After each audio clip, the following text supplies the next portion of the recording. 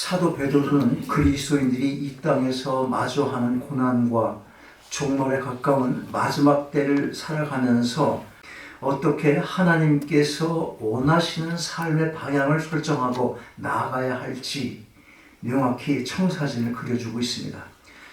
우리의 인생은 길지 않습니다. 우리 모두가 오늘 주시는 말씀을 통해서 영적 전쟁터와 같은 세상 속에서 하나님께서 우리에게 주시는 이 마지막 남은 때를 어떻게 살아가야 하는지를 살펴보고자 합니다. 첫째로 신앙의 갑옷으로 무장을 해야 합니다. 자, 1절과 1, 2절 다시 보겠어요. 같이 읽습니다. 시작. 그리스도께서 이미 육체의 고난을 받으셨으니 너희도 같은 마음으로 갑옷을 삼으라. 이는 육체의 고난을 받는 자는 죄를 그쳤으니. 2절 계속. 그후로는 다시 사람의 정욕을 따르지 않고 하나님의 뜻을 따라 육체의 남은 때를 살게 하려 합니다. 자, 보세요. 1절 보면 그리스도께서 고난을 받으셨으니 너희도 같은 마음으로 갑옷을 삼으라 이렇게 말씀해요. 갑옷을 삼는다는 표현은 바울이 자주 사용하던 그런 것인데 여기서는 스스로 무장하라는 뜻입니다. 스스로 무장하라. 자, 무엇으로? 어떻게 해요? 즉 전쟁터로 나가는 병사가 전신 갑주를 입듯이 전쟁터에 나갈 준비를 스스로 하라 그런 말이에요. 그러면 우리가 왜 무장을 해야 하는 거예요? 왜? 군인들이 전쟁터에 나가는데 총을 놓고 가는 사람이 있을까? 왜 그래야 하냐는 거예요. 왜 우리가 무장을 해야 하느냐? 신앙생활이 전쟁이기 때문에 그런 것입니다. 총칼로 싸우는 전쟁이 아니라 영적 전쟁입니다. 우리 싸움은 세상 사람들과의 다툼이 아니라 죄와의 싸움이에요. 죄와의 싸움. 우리가 죄성으로 가득해서 속삭이는 소리들이 있어. 이 땅에 사탄의 졸개들이 때가 너무 가까운 줄 알아가지고 최대한의 힘을 써서 아주 우리 세상 말로 난리를 치는 거예요. 요새 정상적인 사람 보기가 어렵잖아. 진짜 힘들어. 이게 똑같은 기준인데 왜 그렇게 생각하지? 도무지 알 길이 없어. 특히 요새 젊은 아이들 이상한 교육 많이 받지. 자기도 모르게 받은 거예요. 그렇게. 특히 한국 같은 경우 어때? 그 뭐 전도종가 뭔 것 때문에 고등학교 때 중학교 때부터 걔들 그냥 세뇌 교육 시켜가지고 그 애들이 지금 정치하고 지금 사회가 이렇게 복잡해진 거야. 그 속에서 있는 사람은 그게 뭔지를 몰라.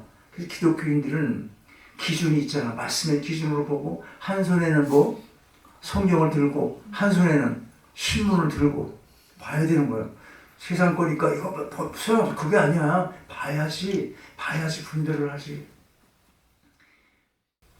신앙생활이 전쟁이다. 총칼로 싸우는 전쟁이 아니라 영적 전쟁이다 이 말이에요. 우리의 싸움은 세상 사람들과 다툼이 아니라 지지고 볶고하는 다툼이 아니라 죄와의 싸움이고 세상의 온갖 유혹과의 싸움인 것입니다. 그리스도인으로 산다는 것, 기독교인으로 산다는 것, 성도로서 산다는 것, 그런 싸움 가운데 겪어야 되는 고난. 그러다 보니까 많은 고난을 겪게 되잖아. 나 자신도 모르게. 원치 않는 고난이 늘 앞에 다가오게 되는 거예요. 그거를 그냥 피하기만 해서 되는 게 아니라는 거예요. 피하지 않고 어떻게 정면으로 대면해서 이겨야 되는 거예요. 주님께서 그 본을 보여주셨습니다. 그분은 십자가의 길을 외면하지 않으셨습니다. 비록 그 길은 고통과 아픔의 길이었지만 그 길을 걸어가신 것입니다. 한 젊은 병사가 전쟁터에 나가면서 말했어요. 갑옷이 너무 무겁고 답답하니까 내가 이거 벗고 싸우겠다. 그러나 전투가 시작되자 화살이 날아들었고 그는 다쳤습니다. 그때 그가 깨달았어요. 뭘 깨달았을까? 아, 갑옷이 나를 무겁고 이렇게 묻게 하는 게 아니고 나를 가둬놓고 뭐 자유 없이 마음대로 움직이지 못하게 하는 그게 아니고 나를 지키는 것이었구나. 여러분 무엇에 매여 있습니까? 말씀에 이렇게 하라 저렇게 하라 그게 내 자유를 구속합니까? 무엇이 신앙에 필요한 모든 여러 가지가 그 어떤 부분이 여러분을 묶어놓고 있냐는 거예요. 이 자유함이 없는 거예요. 그런 사람들은 아직까지도 참 진리를 깨닫지 못하기 때문에 그런 거예요. 진리가 너희를 자유케 한다. 그런데 왜 내가 묶인 것처럼 생각하냐고. 바리새인들이 묶여 있잖아. 율법으로. 굉장히 중요한 원리가 여기 있는데 하나님께서 이래라 저래라 하는 모든 것들, 신앙의 필요를 위해서 이게 다 우리를 묶는 것 같지만 그거 벗어버리면 다치는 거예요. 영적 전쟁이니까 금방 내 영혼이 파괴되고 마는 것입니다. 신앙의 갑옷 바로 그것이에요. 말씀을 읽는 것, 기도하는 것, 인내하며 절제하는 것, 순종하는 것, 이것들은 때로 우리를 불편하게 만들지만 그것이 바로 우리의 영혼을 지키는 무기가 되는 것입니다. 여러분 모두가 그리스도의 고난을 마음에 새기시고 그분이 예수께서 그 고난을 이기셨듯이 우리도 그 마음으로, 예수의 그 마음으로 세상을 이길 수가 있게 되는 것입니다. 고난은 끝이 아니라 하나님의 뜻을 이루는 통로임을 늘 기억하시고 신앙의 갑옷으로 무장하여 이겨내시길 바랍니다. 둘째로 옛사람을 버리고 하나님의 뜻을 따라 살아야 되는 것입니다. 3절, 6절이 좀 길은데 그래도 한번 더 읽는 게 좋겠어요. 3절부터 6절까지 제가 3절 있습니다. 너희가 음란과 정욕과 술취함과 방탕과 향락과 무업한 우상 숭배를 하여 이방인의 뜻을 따라 행하는 것은 지나간 때로 족하도다. 이러므로 너희가 그들과 함께 그런 그들이 이상하게 여겨하나 그들이 산자와 죽은 자를 심판하기로 예비하신 이에게 사실대로 고하리라. 이를 위하여 죽은 자에게도 복음이 전파되었으니 이는 육체는 사람으로 심판하려거나 영혼은 하나님을 따라 살아가려 하노라. 아멘.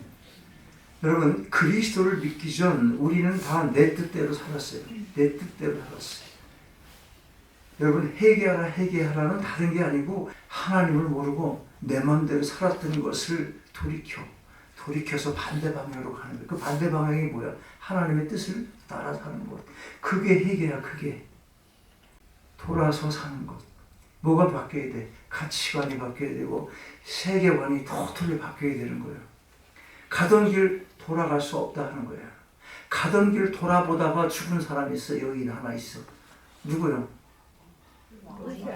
어? 돌아보지 말라는데 왜 돌아보나? 마음이 있으니까 돌아보게 되는 거잖아.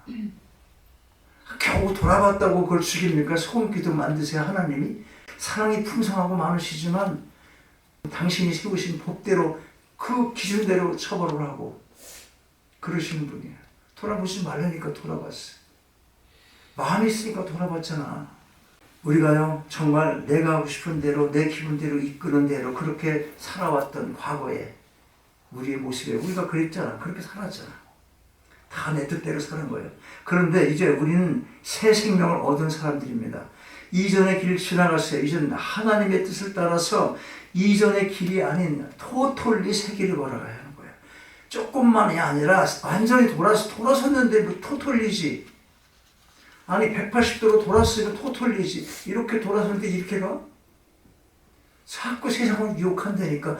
이거 해보가 조금만 이거 해보가 뭐 남들 뭘 그렇게 유난스럽게 신앙생활해. 어? 남들 다 하고 나 그러는데 뭐 좀 적당히 하지. 이거 끊임없이 유혹거려. 밖에 나가자마자 그런 거예요. 돌아서자마자 여기 나가자마자 전쟁터잖아. 전쟁터. 이전 길이 아닌 새 길을 걸어가야 하는 거예요. 문제는 세상은 우리가 그렇게 달라지는 걸 좋아하지 않아요. 자, 4절 보면 말이에요.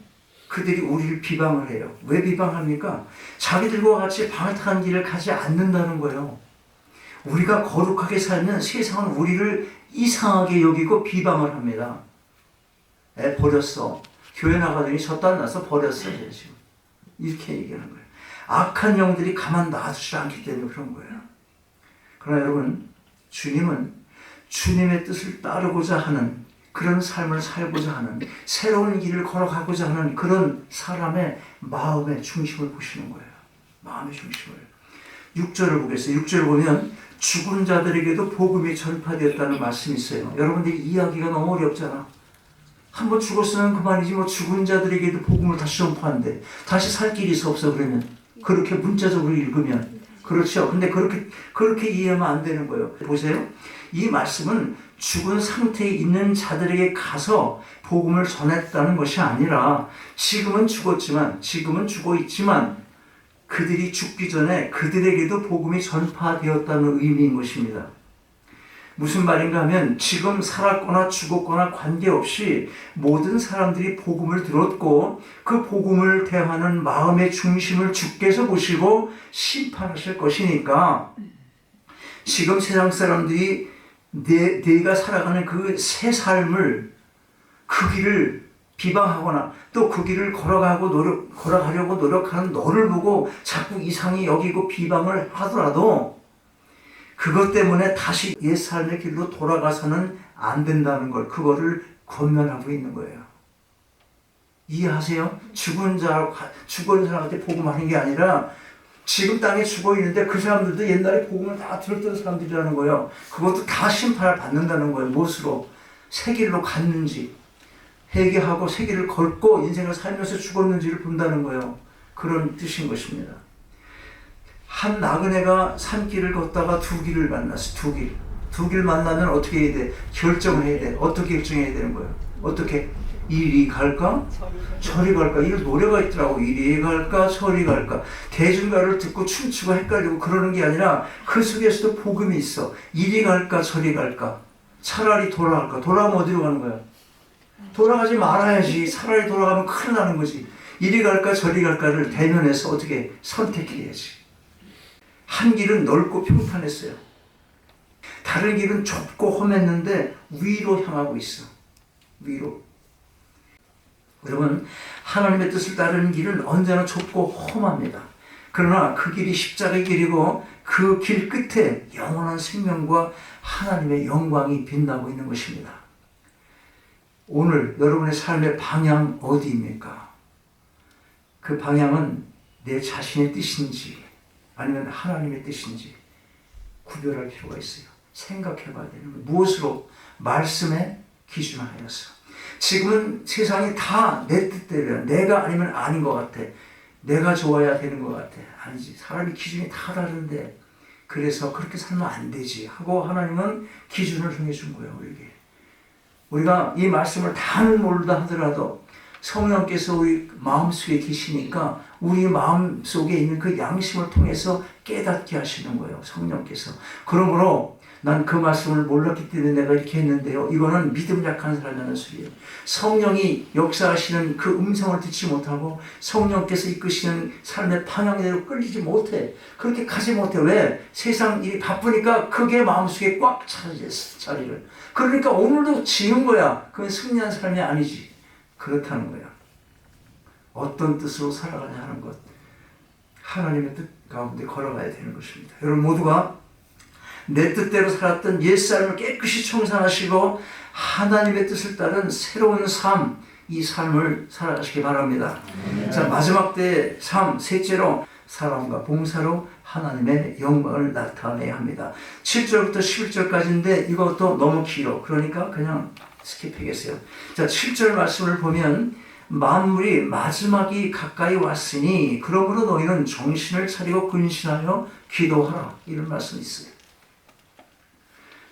자, 이 말씀은 세상이 끝나니까 두려워하라. 그런 뜻으로 받아들이면 안 되는 거예요. 이단들이 그렇게 얘기를 해. 두려움을 줘, 두려움을. 그래서 어때? 있는 집도 다 팔아서 바치게 하는 거예요. 그리고 돈 갖고 오라고 그런 종파는 은혜는 점점 커지고 돈 갖다 내니까 니네들 건 다 갖고 와. 나는 은행에다 넣어. 이거잖아. 이단들이 늘 그러잖아. 겁을 잔뜩 주고 다 들어와. 신앙촌으로 들어와. 있는 집 다 팔아. 두려우니까 두렵게 해서 세뇌되면 그것도 따라가. 사기당하는 것 당하고 보면 내가 그때 왜 그런지도 몰라 그러는 거예요. 나 정말 그때 왜 그랬는지 몰라. 여러분 어떻게 이게 뭐지? 어둠의 삶에서 들깨면 세상에 어떻게 가는지도 모르고 내가 끌려가는 거야. 정말 바짝 차려야 돼. 정신을 바짝 차려야 되는 거예요. 자, 세상이 마지막 때가 가까웠으니까 두려워하라. 그걸 말씀드리는 게 아니라 자, 오히려 끝이 가까웠으니 오늘 하루를 더 깊이 더 진실하게 살라. 그걸 얘기하는 거예요. 그걸. 마지막 때를 준비하는 신앙은 겁먹는 신앙이 아니라 깨어있는 신앙인 거예요. 깨어있는 신앙. 베드로가 세 가지를 강조합니다. 기도와 사랑과 봉사예요. 그런데 8절 보니까 무엇보다도 뜨겁게 서로 사랑할지니 사랑은 허다한 죄를 덮는다. 그렇게 기록하고 있어요. 여러분, 사랑은 감정이 아니에요. 사랑은 감정이 아니라 어떤 사람을 만나는데 내가 그렇게 마음에 끌려. 그러면 그건 감정이잖아. 그죠? 그 사람에게 그냥 서로 사랑하라 이런 명령이 필요 없잖아. 그냥 끌리니까. 그런데 기독교 사람은 그건 감정대로 끌려가고 하는 사랑이 아니라니까. 의지를 써서 사랑하라는 거예요. 자기가 끌리는 사람에게는 내도 안 해도 하는 거잖아. 그건 누구나 다 하지. 그게 무슨 미움이 자꾸 오는데 사랑하라. 명령이야. 명령. 사랑하라. 자, 감정이 아니다.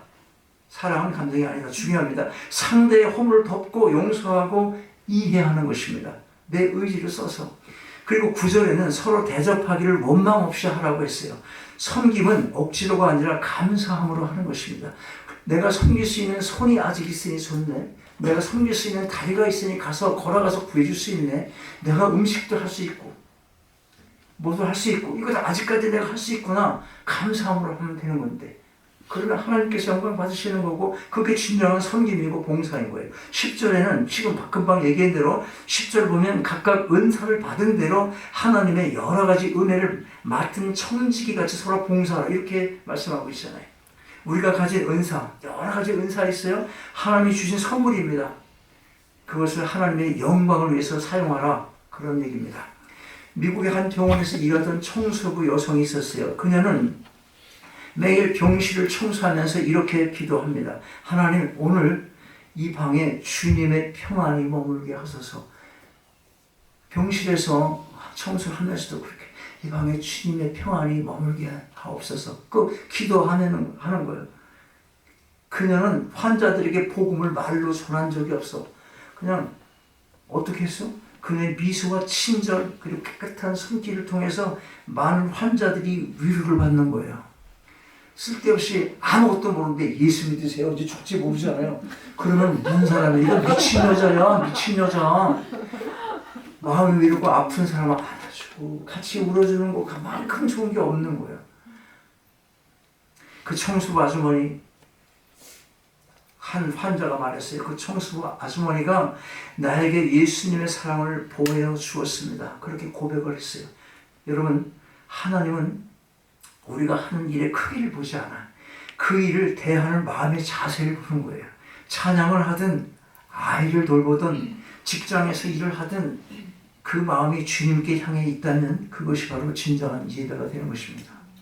여러분, 각자마다 받은 은사가 있어요. 그것이 무엇인지 그 은사를 통해서 원망과 불평 없이 그리스도의 사랑으로 교회를 섬기고 더 나아가서 이웃과 세상을 섬기시기 바랍니다. 자, 정리합니다. 우리는 영적 싸움이 그칠 날이 없는 전쟁터를 살아가는 거예요. 이 땅이가 전쟁터예요. 그러니까 전쟁터의 삶을 사는 것입니다. 그러므로 신앙의 갑옷으로 무장을 해야 합니다. 그리고 옛사람을 버리고 옛생활, 옛길을 버리고 하나님의 뜻을 따른 삶을 살아가는 가운데 사랑과 봉사와 섬김으로 하나님의 영광을 나타내야 할 것입니다. 이러한 삶은 늘 고난이 따라오지만 우리가 그리스도의 고난을 기억한다면 세상이 주는 고난을 두려워할 이유가 없습니다. 신앙으로 무장을 하고 하나님의 뜻을 따른 삶, 사랑과 봉사와 섬김의 삶을 통하여 이 마지막 때에 더 높이 하나님께 영광을 돌려드리는 여러분 모두의 삶이 되시기를 주님의 이름으로 축원합니다. 아버지 하나님, 오늘 말씀을 통해 우리의 삶의 방향을 다시 붙잡게 하시니 감사드립니다. 우리가 그리스도의 고난을 기억하며 신앙의 갑옷으로 무장하게 하시고 세상의 유혹보다 하나님의 뜻을 더 사랑하여 그 뜻을 따른 삶을 살아가게 하옵소서. 그리하여 우리의 남은 생이 거룩한 인생이 되게 하시고 사랑과 봉사로 하나님의 영광을 높이 드러내게 하옵소서. 우리의 말과 행실 속에 예수님의 향기가 나게 하셔서 싸움이 끝날 날이 없는 이 세상 속에서도 우리의 가정과 교회 그리고 일터에 늘 주님의 평안이 머무는 곳이 되게 하옵소서. 주 예수 그리스도의 이름으로 기도하옵나이다. 아멘. 일어나셔서 계속하겠습니다.